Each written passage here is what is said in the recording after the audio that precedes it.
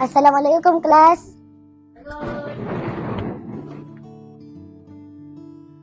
Waalaikumsalam warahmatullahi wabarakatuh. Cikgu Hani. Okey, semua boleh duduk. Terima kasih Cikgu Hani.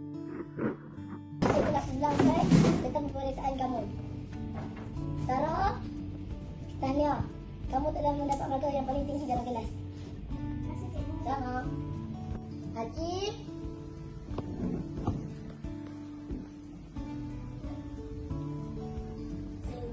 Sama.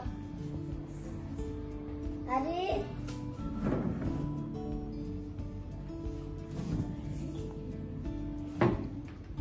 Fuad.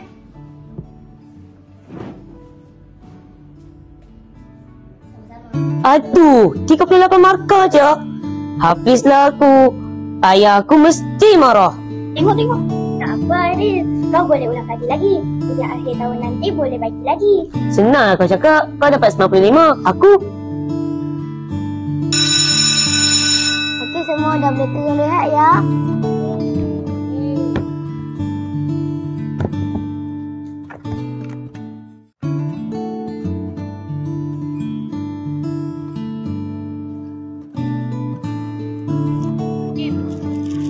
Cakap lagi. Ayah aku mesti marah. Ha, aku raya dia. Apa dia? Apa kata kau bagilah hadiah sikit dekat Cikgu Mimi? Hadiah? Maksudnya? Macam ni. Kau bagilah dekat aku. Kau bagilah apa-apa kat Cikgu Mimi macam kau ucapkan. Bukannya guna banyak duit pun. Belilah kek ke, kat ucapan ke. Lepas tu, selitlah botol sikit dalam tu. Benar juga idea kamu. Tak boleh kau macam mana? Hei,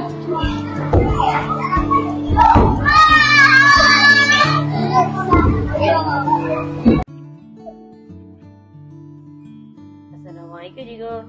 Waalaikumsalam. Ya Aril, ada apa? Saya nak bagi hadiah ni sebagai tanda terima kasih kerana mengajar saya. Wah, terima kasih Aril. Ini apa?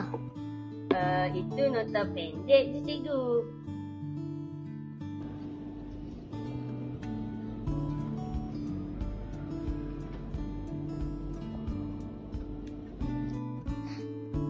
Ini tak betul ni Aril. Ini rasa namanya. Walaupun sedikit, tetap salah. Saya minta maaf cikgu. Saya takut gagal je cikgu. Lebih baik gagal dengan jujur daripada berjaya dengan menipu. Aril, kamu tahu tak? Rasa itu boleh merosakkan diri.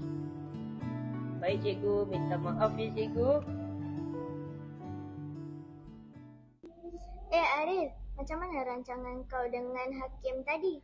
Rancangan kami gagal lah Sarah. Aku dah minta maaf.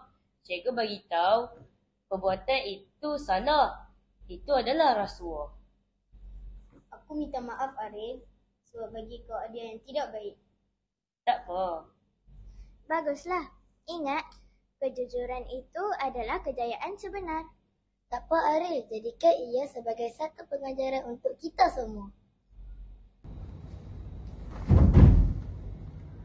Kami Wira Anti Rasuah.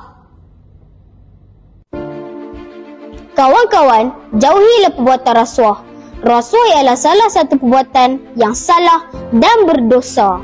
Ia boleh merosakkan diri, keluarga dan negara. Marilah sama-sama kita menjadi insan yang jujur, amanah dan bertanggungjawab. Ingatlah bahawa integriti lebih bernilai daripada wang ringgit. Putuskan rantaian rasuah. Katakan tidak pada rasuah. Tolak rasuah. Rasuah biar sifar. Integriti kita peliharakan.